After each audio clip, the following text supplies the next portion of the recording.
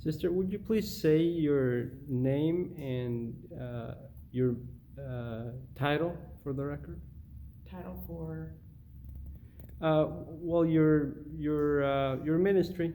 oh, okay, I'm Sister Teresa San Miguel, Franciscan, and I am the minister here at, well, all the cemeteries actually when they need me.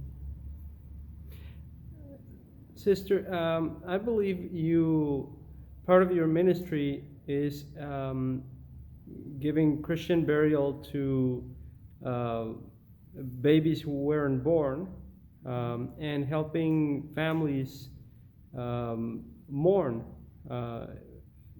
and get past their sorrow. So, would you explain that ministry to us, please?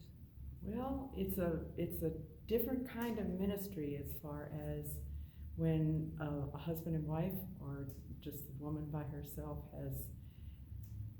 has the disappointment and the sorrow of losing a fetus, losing a baby before the baby was of term, and it's a very solemn ministry for the Methodist Hospital, and they get everything together. We get a nice handmade casket for all the babies, and most of them are just tiny, tiny because they never developed fully. And so we can fit quite a few of them in the casket, and they come here. Well, one of our members will go to Methodist and pick them up and bring them over here. And then we just wait until the people who are going to do the service, and they're from Methodist Hospital, some of their chaplains, and they will come, and we wait until they come, and I'm there while the families are coming one by one, car by car, and I walk them over to the area where the fetuses are because they don't know. And that's my time to be with the woman or the husband and the wife so that I can kind of get them to interact and talk a little bit. And then by the time we get to, because it's usually in pretty far, and so by the time we get there, they're a little bit calmer and a little bit ready to pray and to listen and to sing. And the Methodist people that come do a marvelous job. And they do all of the singing, they get all the music, they get everything ready. And I then back off and stay in the street area, far back, so that they can interact with usually it's one of the sisters from Methodist will come, or someone else. It's always a woman. I've never seen a gentleman over there yet, but it's always one of their women who is trained in this type of ministry to console. And so they just do a marvelous job. I'm in the background in case someone has, they can't take it. And every once, it's rare, very rare, that one person would just, collapse or be very so sorrowful and so sad. They just can't think or anything. And then the minister will motion to me. And so I just come and either pick the person up and we walk together, I hold her, and that's part of my ministry, is to be with people who are sorrowing, who are sad, who are confused. And the first thing they want to say is, why, God? Why did you do this to me? And so then we get to talk a little bit about, who is God? Who is Jesus? What do you feel about him right now? Are you really happy or not? No, I'm happy. That was my baby, and that's fine. So it's just that type of ministry that I do, but it's only once a month because we have many, many burials. Every single day we can get quite a few burials, and sometimes 6 days a week. And it's not for fetuses, it's for everybody. children, great grandparents. We've had some that are in their 90s, late 90s, or 101, 102. So it's just the extreme joy that people can get when they finally get over, they're gone. But where did they go? And that's part of my job, to get it in. I go to every service, every single service, all day long. But it's my job to be able to try to help them through this time of sorrow. And why? You want to know why God called them? Well, let's talk about God a little bit. Who made you? And so I can get them interacted. How long have you carried out this ministry? Ismail, do you remember? I don't remember when I came. I'm sorry, I don't remember. And what? Long time. What do you believe is the biggest challenge in this ministry? In the ministry with the fetuses? With the fetuses, yes. The biggest challenge? I think the biggest challenge for me is to be able to listen with my mind and my heart.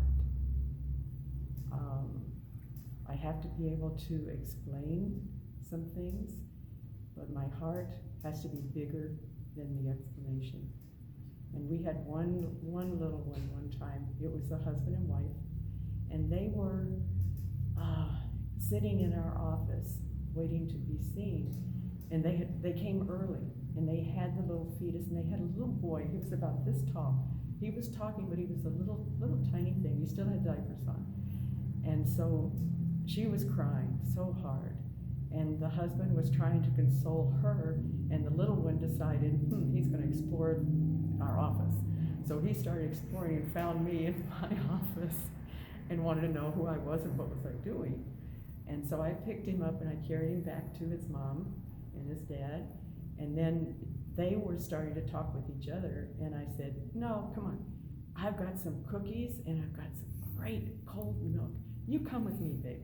So he climbed up and we went into the kitchen, and he said, my baby is going to be here today.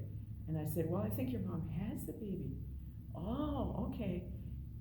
Baby's in that box. I said, that's right, baby's in that box, but it's just his body.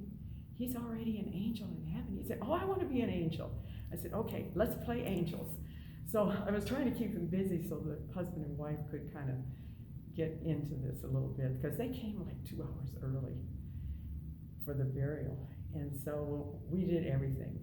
I found jelly beans and we played with jelly beans, then he ate them, and we did everything. I just did everything I could think of to have a child of that age to interact, because every once in a while he'd say, is my baby in heaven? I said, oh yes, where's heaven? You know, all the questions that adults would love to ask, but they don't.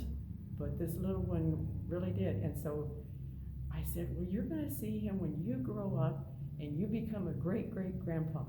Then you're going to see the baby again. He said, oh, that's good. And so I said, come on, let's go see Mommy and Daddy. So I took him by the hand. He was sticky by then because he had jelly beans, and I washed his hands. And we went into the front again, and they were ready to go. But they saw him. He was just radiant. He was so happy. He said, come on, let's put the baby in the ground so he can go to heaven.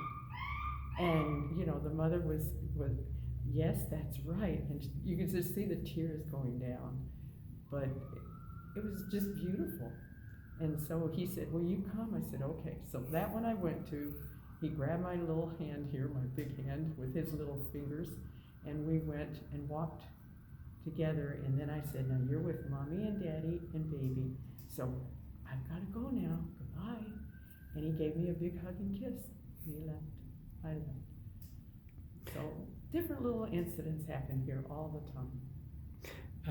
Let me ask you a few questions together about the procedure with health facilities and hospitals. Is someone in charge of keeping the remains of babies before you pick them up, or how are the remains delivered? How are they preserved, and how far along in gestation are the youngest and the oldest babies you receive? Some of them are just this long.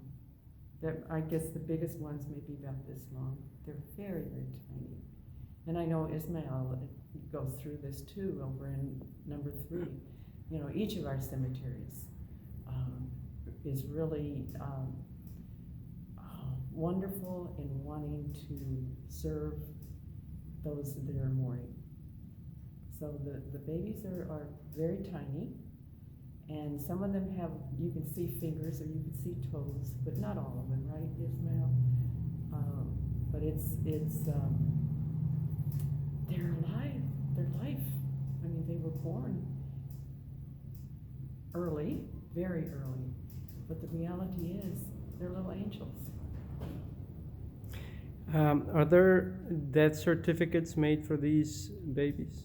No, not really, and we have them as listed, and we keep that information always. Could this ministry be carried out in other hospitals, and what barriers are there to be able to replicate this in other hospitals, even in other cities and other countries, perhaps? Oh, I think it is throughout the United States, I'm positive. And here in San Antonio, we're blessed with so many different hospitals. So, you know, we just connected with Methodist, but each hospital has some connections. It's not like a baby is you know, aborted, not by intention, but it happens. A miscarriage can happen easily. And how helpful would it be to create more awareness of the sorrow that families go through when they have a miscarriage or a lost baby? I don't know if there's any way you can express it. I'm a heart person. I sometimes wish I were more of a brain person, but I'm not. God gave me a heart. I'm a heart person. So I see people behind us and they want to come in, and one of them's crippled and she's hardly moving. So they're going to come in right now, I can see.